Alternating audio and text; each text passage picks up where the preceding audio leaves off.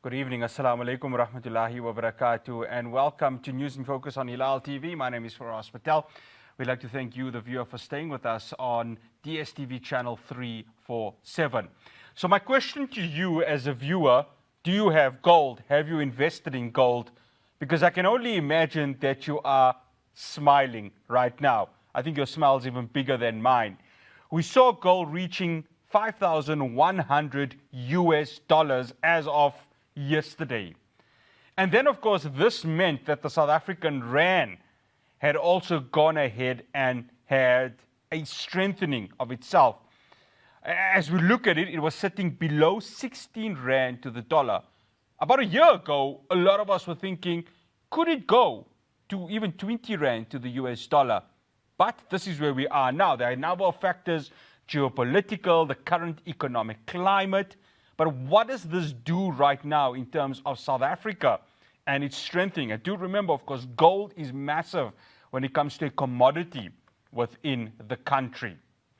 So to take this conversation forward, let me welcome mining expert and analyst Peter Major. Peter, good to always have you on. Thank you so much for joining us. Hey, my pleasure. But you might want to change the word expert for veteran. Okay, yes. We're going to get sued if you call me an expert, but I am a veteran. No, definitely. Expert, veteran, analyst, but as Peter says, let's stick it as veteran. Peter, where did this come from? Where did the surge come from? I think it's been brewing for us. A lot of us missed it. We missed it because we thought gold was already too high. You know, it had shot up to 2,300, 2,400 this time last year. And we thought that's not a bad price. You know, it's higher than it's ever been in nominal terms, and everybody's making good money. And gee, people were even talking it could flood the market. Now, fast forward 12 months later, it's more than double the price. There's more people buying than ever. And there's a lot of factors that have led to that. When the gold price shoots up like it is today, that's a result of buying. That means there's a lot more people buying than are prepared to sell. So the buyers have to pay a higher price to get it. The question we need to ask ourselves, why are more people buying gold than before? Why is there a demand for gold that wasn't here 12 months ago? And there was a good demand 12 months ago. This demand is multiples. Well, we look around and we see Bitcoin has fallen quite a bit. You know, a high of 125, now it's down to 88, 89. And all of a sudden people aren't talking about all these cryptocurrencies. Some of them have gone broke. Some of them had scams. And the main one, Bitcoin, well, it's come down. Even Elon Musk isn't talking about it. Some reason, some people started saying, I want a hard asset. And that's usually the traditionalists, people like me, 70, 80 years old, 60 years, even people 50 years. They like having something solid, something like property or something like a genuine equity. You know, a company that's been around for decades has a product that can't be replaced. And gold, we know, it's probably the oldest safe haven known to man. And it's portable, especially when the price goes up like this. There's big, literally currency wars going on. China, many countries don't like being dependent on the US dollar. And gold is a natural way to reduce your dependence on the US dollar because everybody accepts it anytime, anywhere. And that's what's happening. Central banks are buying gold like we've never seen. China didn't exist literally as we know it back in the late 70s when we had the last gold boom like this. And now China's a major player. They're almost as large and powerful as the States. They want to back their currency with gold. A lot of other countries, Poland, and now we see Tether, it's a Bitcoin lookalike. It's buying gold at the rate of, I think, they're talking 27 tons a quarter, 5 to 10 tons a week. So Tether is in there every day, and they're like a ETF. Exchange traded funds, I think, are near all-time highs. People want to take a little bit of money. They can't afford gold. They can't afford a share. They buy an ETF, an exchange traded fund. Well, when you're running an ETF and people are giving orders to you, I want a part of it, you just have to go pay whatever the price is. ETFs don't care if the price is going up or down. When people give them money, they have to buy at any price at any time. So these factors have created a demand that wasn't that large a year ago and wasn't nearly that large 5 and 10 years ago. Peter, I want to look at the gold mining companies. Now, we've got a lot of them here in South Africa, starting from Anglo Gold, Ashanti. But there was something interesting that Kobus Loots, who's the CEO of Pan African Resources, and they're saying that they're able to clear their debt by the end of February. He's saying we can clear the debt by more than 65% to 49.9 million US dollars. For companies like this and even larger ones like Anglo Gold Ashanti, they must be smiling their way to the bank now, aren't they? Faraz, we've seen this numerous times. The last time we saw something similar was during COVID. Just before COVID, platinum prices had been falling for years, and we had companies like Sibanye. They had so much debt. People honestly were wondering how they're going to survive another 3 to 6 months. It was scary. All our platinums had billions in debt, but some of the companies really on the edge. And we've had gold companies the same predicament. And yet, within 18 months of COVID, of these PGM prices going up, Sibanye, that I think had 35 billion rand in debt, it was all gone, paid up. Another year goes by, they were pushing 30 billion in cash. That's how quickly it can turn around. We saw this with Palabora copper. Copper price fell all through the 90s. It fell in 2001, 2002, 2003 was the bottom, 100-year low copper price. Palabora was going to the wall. The IDC was in there borrowing. Standard Bank was loaning them money with very strict terms, made them hedge all their copper at a not very good price. And yet, by 2005, 2006, Palabora copper had paid back all that debt, and they were flying. So yeah, when metal prices run like this, it transforms the company. You don't even recognize it. It's got so much money. Peter, how much of this is down to what we're seeing with the United States of America and Donald Trump? Because when you look at it from a BRICS bloc perspective, they've been talking about gold and the importance of it. And then, of course, you've got Donald Trump, who is as anti-BRICS as you can get. But when we see what is currently happening now, especially with the geopolitical aspects of it, this has really played into the favor of many nations who are dependent on gold and gold mining. Talk to us about that. Well, anybody who's a gold bull is going to be sending Donald Trump birthday presents and Christmas presents for a long time. And we all know Donald doesn't just do something small when he does it. He doesn't just do one or two things. He does as many things as humanly possible, and he does them big. So you can give Donald Trump a lot of credit for what we've seen here for various reasons. First of all, putting tariffs on all the countries that he's put tariffs on and talking about double tariffs and triple tariffs. People know that's going to lead to inflation. It's going to lead to higher costs. So that raises the price of a lot of other goods and commodities. That's one thing. Then we know Donald Trump thinks interest rates in the States should be lower. Donald Trump doesn't trust the market. He thinks he needs to force rates lower, that they're being artificially held high by his central bank chairman. So we know he's putting pressure on the central bank chairman, and we know he's even talking about replacing him. So that is scaring markets. And we know that Mr. Trump likes to spend money. So the U.S. is taking on trillions in deficits now, not billions, not hundreds of billions. So he's almost going down the list. What can I do to make our currency weak? What can I do to put fear in much of the world? What can I do to help gold go up more? All these things he's doing independently, each one would help the gold price. But because he's doing 4 or 5 of them simultaneously, it's a perfect storm for a run in metal prices, not just gold. Peter, before we go to the break, is he as anti-dollar a president as we've ever had before? I don't remember any U.S. president being this anti-dollar the way Donald Trump is. So is he really a detriment right now to the United States and potential growth within that country?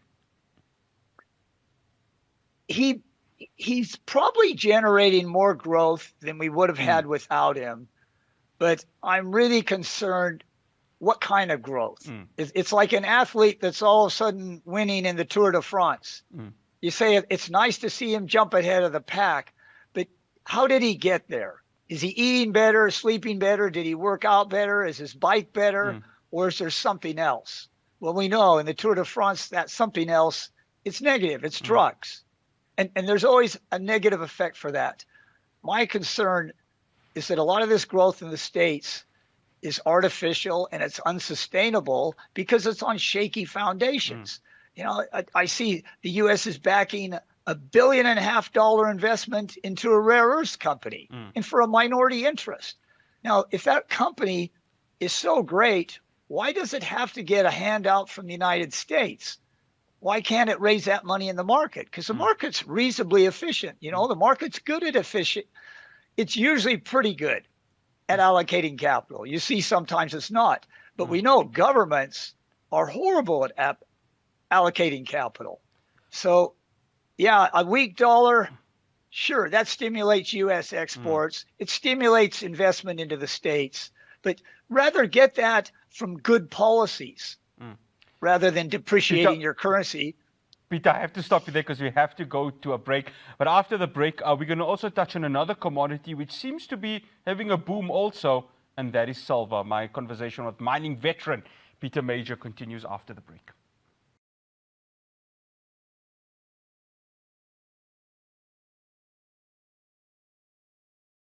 Welcome back to News in Focus. I'm still in conversation with mining veteran Peter Major. So, Peter, silver sat at around $100 at the close of yesterday. This is a commodity that's quite interesting. I think while we're keeping a very close eye on what's happening with gold, silver seems to be having a bit of an uptick. What do you feel is the contribution with regards to that? Well, silver's an historical currency, just like gold is. It wasn't worth as much because it was easier to mine in larger quantities. Was it easier to refine? Not necessarily. But you had to transport more silver to have the same value of gold. But it's always been a bit of a hybrid. Silver's been used as coinage in about every country in the world at one time or another. But it has a lot of industrial uses that gold doesn't have. And we've seen that now in solar panels, in electric cars, in certain circuitry wiring.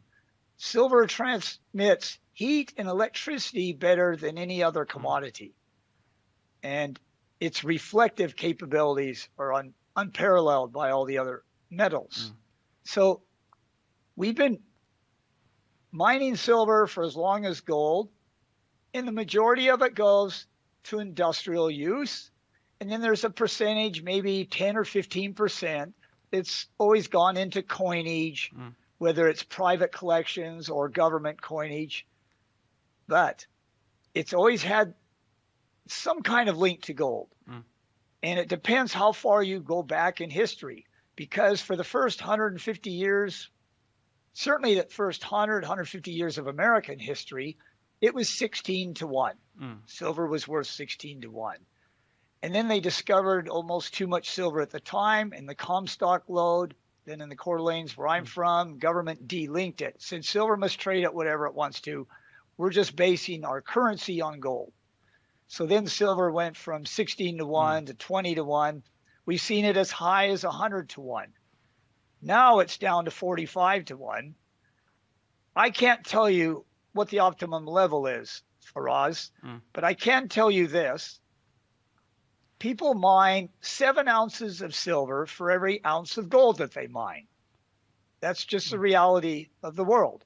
So the world produces maybe 120 million ounces of gold a year. It produces about 840 million ounces of silver, just about 7 to 1. So a lot of economists are saying, gee, if that's the fact, silver should only be, 7. 1/7 the price of gold, not 1/20th, 1/50th. So that's a little bit of background.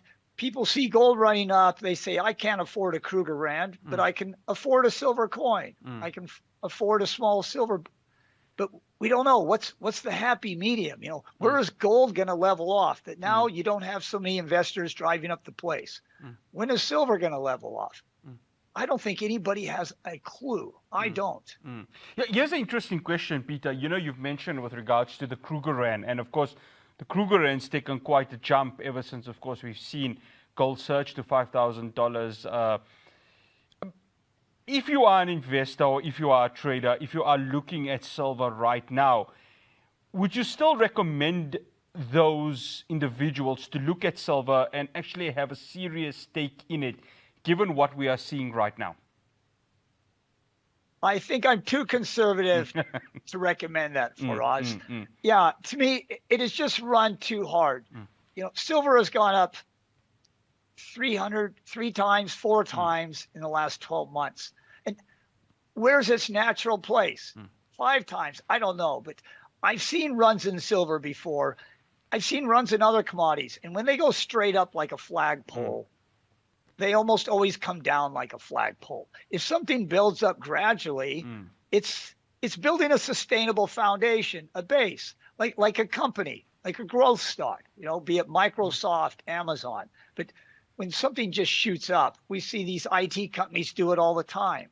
So based on history, I am too scared to get in something that has shot up. It's now multiples of where it was very recently.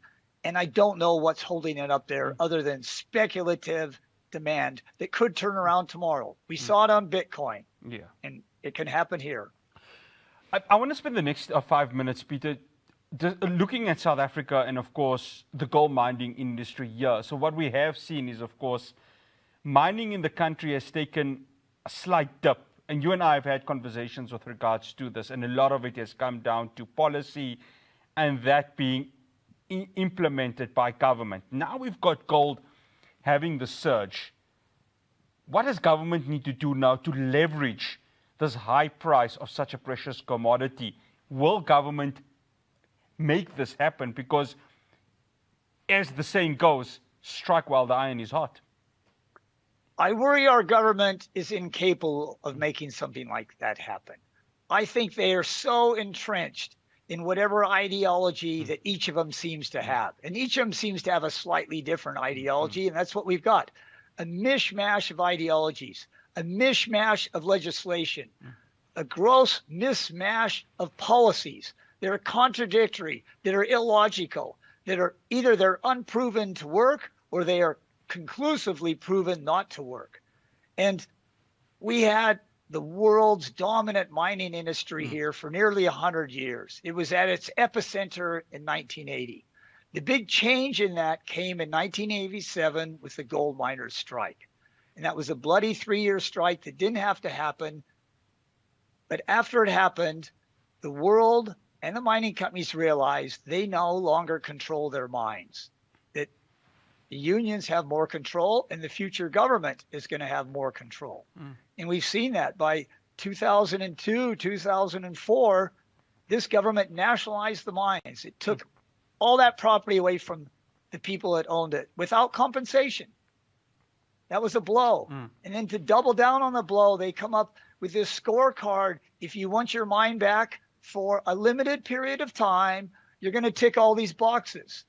You're going to give 30% of your mine to somebody you don't even know, that has no experience, has no funding to contribute. And you're going to buy things from people you never bought from before. 70% of what you buy for your mine is going to come from people you never dealt with before if they're not properly empowered. And the rules go on. And then licenses. Oh my gosh.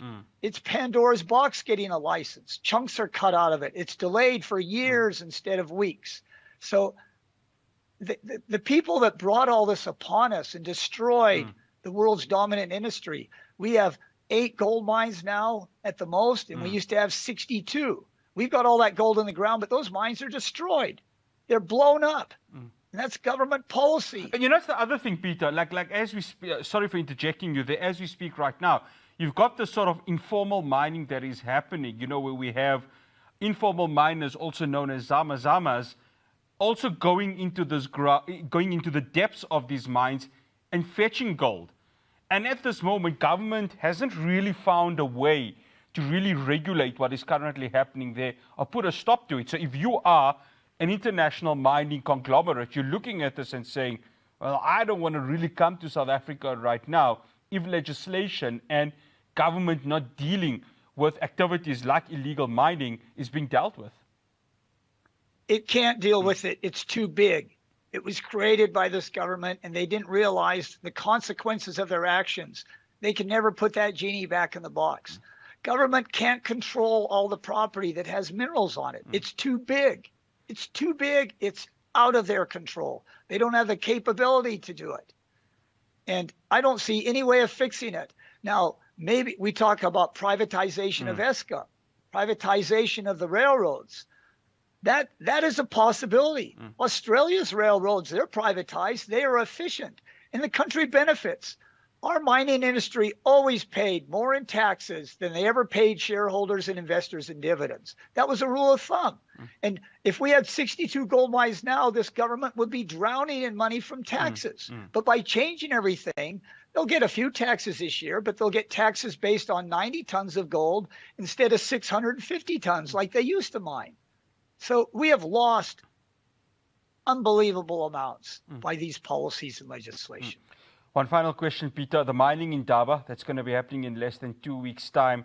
When you see what is happening with these commodity prices, surely the South African government's reflecting on this and thinking, okay, we need to maybe potentially look at how the attracting of investment, getting these big mining companies could assist not just the communities, but also the economy of the country. Do you see that happening? I know you're going to be there, Peter. Where do you see this how do you see this playing out, I beg your pardon, given that we had the surge in commodities? This is such an opportunity for government to show the world that they care about investors, that they care about their country, they care about unemployment. This is the best opportunity they are ever going to get to show they care. But they can't get up and talk the same gibberish that they've spoken for 31 in Davos. They got to get up, say less, but it must mean more. And it's got to show concrete actions. And Zambia and the DRC are much worse shape economically and infrastructure than we ever will be, hopefully. And they've gotten tens of billions of dollars by putting in more appropriate policies, by putting in some investor-friendly policies. So they've proven it can be done. This is pure stubbornness if our government doesn't do the same. Peter Major, always good having you on. Thank you so much for joining us. Much appreciated. You're very welcome. Thank you, Faraz. That's a Peter Major, a mining veteran, just talking to us about gold, the surge with regards to prices, and of course, the price of silver also making a bit of an uptick. Well, after the break, I'm going to be speaking to Ramadan Ahmed. This happens as the Sudanese army, during the civil war that is happening right now in Sudan, have taken a key town in the Kordofan region. My conversation with Ramadan is after the break.